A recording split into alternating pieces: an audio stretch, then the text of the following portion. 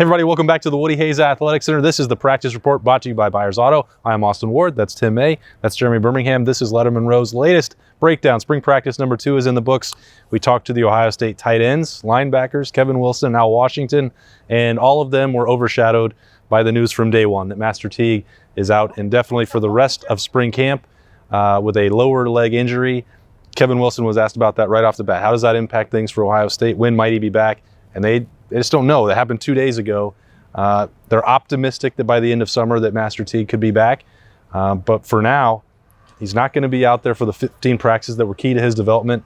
Ohio State is thin at running back. Yeah. And there's no certainty that after not getting to work out in spring or summer, that Master Teague comes back fully healthy. Yeah, and Jonathan Cooper walks in every day. Jonathan Cooper. I mean, I think that's I don't call that coincidence when it happens twice. But yeah, I digress. I mean, obviously Steel Chambers has got to step up, et cetera. Some of those walk-ons have got to step up at least to get them through the spring. It's going to be interesting whether Marcus Crowley. I keep hearing Marcus Crowley's going to be ready, especially preseason. Yep. That remains to be seen until he actually gets the green light. He can be physically ready. Doesn't mean he's football ready. Yeah, I think the more interesting question here is what is actually wrong with Master Teague. What was his problem? We all heard the rumors. I think an MRI was actually being read today is going to define how serious maybe his injury was. I go back to last spring. We were here watching a practice when Justin Hilliard went down. Yes. And it was obvious what the problem was at that time, and it looked extremely serious. Yeah. That didn't happen on Monday.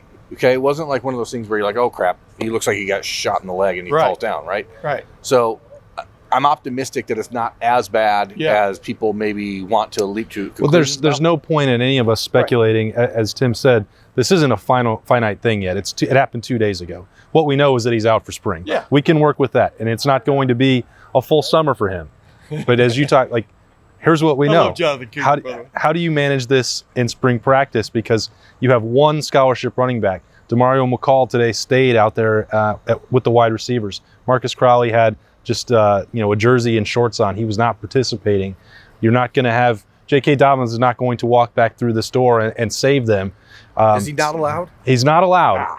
So petition the NCAA the key, Kevin Wilson was talking about the way they have to get creative with that, and that's probably going to mean that at some point Demario McCall takes reps at running back. Mitch Rossi is somebody he said is going to take some reps at running back. Yeah. That tells you how creative they're going to get there. And Jalen Gill is the third name that he mentioned. You have to get through this because Ohio State can't just punt on the running game for the next 13 practices. You still have to do it. Yeah. Yeah, I mean, you guys talked about it on the Tim May podcast brought to you by Lettermen Row.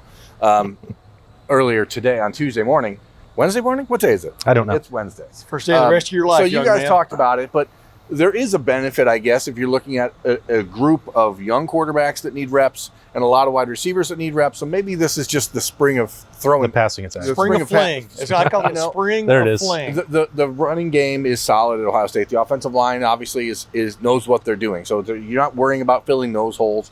Running backs, their job is the easiest on the football field of pretty much any position on offense as far as get the ball, run to the hole. That's their job, right? Yeah. So it's not like it requires the greatest amount of mental reps or any of that kind of stuff. For a running back, it's about fresh legs. It's about being physically ready to handle the rigors of taking a beating in the Big Ten.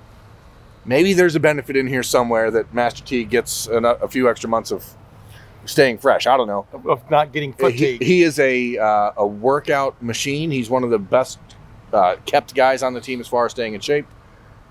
You just want to see what they're going to do. Still want to assert yourself, though, and there's been a changing of the guard. You want to assert yourself. I'll never forget, as long as I live, on student day, standing behind in a spring practice when Ezekiel Elliott got a handoff, and I was standing from here to Chives there from him, and he takes a handoff and goes right up the middle. There's a huge hole and just goes out of sight like a drag racer. I got a lot I mean, this was the spring when he had to make his move, and he definitely did. Yeah. And that's what you want to, even though the penciled in deal is Master Teague III at running back number 1. He's not taking that for granted. He shouldn't. Right. Marcus Crowley wants to come back and challenge for it as soon as he can. But I agree with you. The fresher you can keep running backs through the spring and summer, the better off you are in October and November. Now, you'd rather them being fresh, without rehab, but at the same time, you have a group, as I said, of quarterbacks and wide receivers and tight ends that need reps. The passing game, the Buckeyes obviously want it to take a step to the next level. Justin Fields is ready to take that next step. I don't know that it's a situation that is quite as dire, because we do expect Marcus Crowley back by the summer. They will get Mayan Williams, who I took a lot of heat for on one episode of Talking Stuff, where I said I think he's going to be the starting running back on game one. And I said that before all these injuries. That is pretty bizarre. I just think it's like picking Biden 2 weeks ago to win Virginia and Texas. But look at me now. Yeah, exactly. The reality here is that the running back room this year for Ohio State was going to be by committee. I mean, everyone could pretty much tell that. Now the committee just Let me ask you a question. Maybe waits a little bit longer to convene. You keep up this better than anybody. Do they go after the kid from Indiana in the transfer portal? No. Samson James is who you're talking about, who committed to Ohio State back in the summer of 2016 and ended up decommitting from Ohio State. Yeah. His decommitment led to the Marcus Crowley showing up on campus a few days later. Number one, I mean, I don't want to speak for anybody. You don't know how relationships go, but when you break up with someone the way that Samson James did with Ohio State, I don't know that there's many open arms waiting for him to return anyway.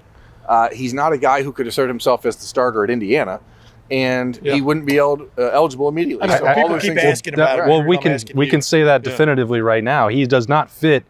As I sit here right now, what Ohio State needs, because as I don't want to turn this into Talking Stuff, but they're going to take 2 top 10 running backs most likely in this next class, and they just signed 2 with Crowley and Steele Chambers. Those guys are still here. It's not the sky is falling. Take any running back in the world. They need someone specifically for 2020. And that the question a lot of people are going to ask is about Zach Evans. And again, we're not talking about guys that aren't here on Ohio State's campus and aren't even committed or signed with Ohio State.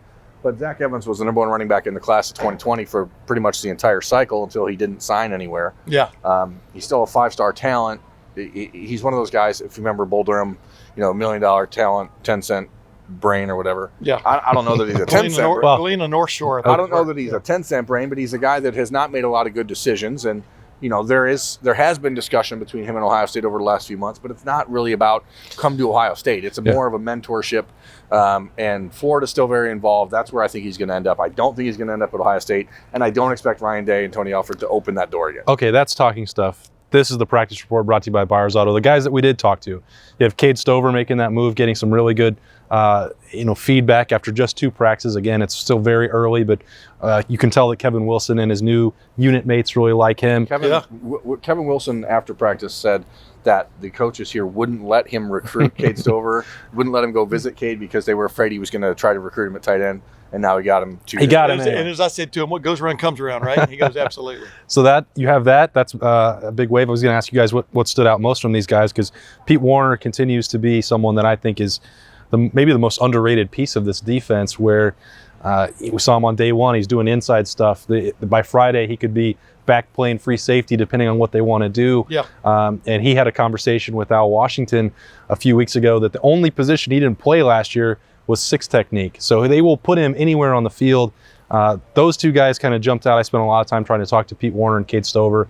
Who jumped out to you, Tim? Well, those 2 guys, for example, I mean, Cade Stover making that move, but then I'm over here and hardly anybody's paying attention to like Jake Hausman, during the interview process. I'm going, this is a grizzled veteran, and that is, I would use that term, and they feel, I think, they moved Cade Stover over to tight end to kind of fill the, what do you want to call it, the depth situation. Mm-hmm. They've got the transfer kid. I don't see where there's this desperation at all in the tight end room anymore. What Cade Stover has to become a polished tight end, because right now he's probably more like catching the ball and looking more like a bull in a china shop. Yeah. But as Cade said when I was talking to him, the thing about tight end is you may be catching the ball and running with it, which is the ultimate goal in anybody's life, right? But the other thing is you get to block people really hard, and he really likes the contact. So, there may have been a match made in heaven here as this goes along. But I think with Jeremy Ruckert sitting there, and they're loaded at tight end now from just a physical standpoint. And they proved last year that they would play 4 guys at that position. I know that everybody's eyes instantly goes to personnel is great for more and more the way you're going, because you get mismatches now from teams lining up, who have gone to the spread from a covering the spread kind of defensive situation. Now you got 12 personnel, but with guys who can also catch the ball. That's lethal. Yeah, especially Rucker, because he could be a true wide receiver if he needed to be. But the point is that Ohio State wants to play 4 tight ends. They did play 4 last year. Everybody worries about the catches and the reception total and all that. Well, they still had to play 400 other snaps when they weren't catching the football. You still have to be good, and all 4 of those guys are going to be on the field. Berm, who jumped out for you? Barron Browning working with the defensive ends again today. It was something we talked about last year as something that could happen more and more. I think that's interesting because, again, it just speaks to the fact that they're looking to find ways to get these guys on the field. However you can get them all out there together because, and I mean, we walked in here, like, there's so many good football players on this team. I don't know how they can really manage it unless they move guys around. And now Washington said very specifically, they're going to move Pete inside. They're going to move Barron out to the end. They're going to move Taraja Mitchell outside. They're going to move Court Williams back and forth. They're going to find ways to take advantage of their extreme athleticism that these guys have. Barron Browning's excited about the idea of playing end, and I'm sure Ohio State, after losing a guy like Chase Young, you're looking for those explosive edge players. The plus of having a Barron Browning on the edge is that how fast he is and how determined he is to make the play once he gets the minus at linebacker. We still saw it a little bit last year, the impulsiveness as opposed to playing your responsibility. But I think that's the goal of putting him there. Is exactly. That he's not always a guy that is concerned about gap assignments and stuff like that. Yeah. So he's a guy who, if you need him out there to just go get the quarterback, as we saw in the Fiesta Bowl, that's what I'm talking about. You may just be able to let him loose, and that's a good time to put him there. Yeah. I think he's a hell of a player. I would say he's at his best. If you're going to take a silver bullet, use Barron Browning. You just direct him where you want him to go, and you fire the gun. I don't think you want to ask him to do a lot of other things. You have a lot of familiarity with the system with Tuf Borland and Pete Warner. Whatever you guys think about those 2 people, if you are some of the Pete Warner and Tuf Borland haters, they're going to be absolutely critical. The guys that work with him every day, they're going to be on the field. The guys that work with him every day, Al Washington. Al Washington said he would trust Tuf Borland with his life. Right. If that doesn't tell you how often a 3-time captain is going to be on the field, maybe don't watch the 2020 season. He's going to be out there the entire season. People and fans, and it's okay. I mean, they're fans, but people seize on 1 or 2 plays, and then they just stick in their head with them for the rest of their lives.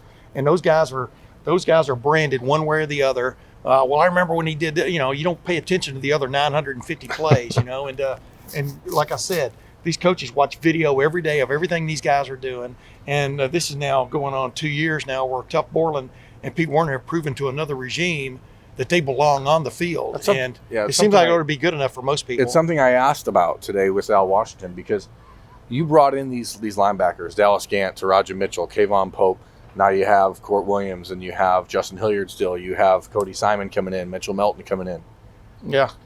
These guys are all choosing to be here despite the fact that they're playing behind 2 3-year starters, which is almost unheard of anymore in an Ohio State defense. A 3-year starter is very, very rare. Yeah. And these guys are still here plugging away, and I mean, it says something about the overall bond on that defensive unit. For guys that have been through 4 defensive coordinators in the last 4 years, it's pretty crazy that they're still all just here doing this stuff every day, because there's so many excuses they could have had. I talked with Roger Mitchell about that. I mean, you could have gone somewhere where you're the guy now. I mean, people are talking about you, and what he pointed out was, number 1, you're on a hell of a team here, and number 2, every day you're learning something, and number 3, the competition is what makes it sort of fun during this time of the year. And that's what you're seeing. Him and Kayvon Pope, I mean, they were 2 of the better guys in that recruiting class. They're fighting hard to be one of those top 6, you know what I mean? To be in the mix and maybe be top 3. And that drives some guys. Yeah, long way to go for Ohio State. 2 practices in the books here in spring. We're going to have full coverage of that all year round, obviously, but for the rest of spring ball, any new developments that pop up, we'll be right on top of that. Tim May, Jeremy Birmingham, I'm Austin Ward. If you're buying an auto, make sure you use Buyers Auto. They brought you this practice report, and we will see you next time when the Buckeyes get back out here on the practice field. Thanks for watching. Subscribe below to get the latest videos from Lettermen Row. We got Lettermen Live, we've got the practice report, we got rapid reaction. Hey, and we got Buckeye IQ with Zach Bourne. For sure. We got recruiting breakdowns with Berm. We got whatever you need. Ohio State football and Ohio State athletics, we've got you covered here at Lettermen Row.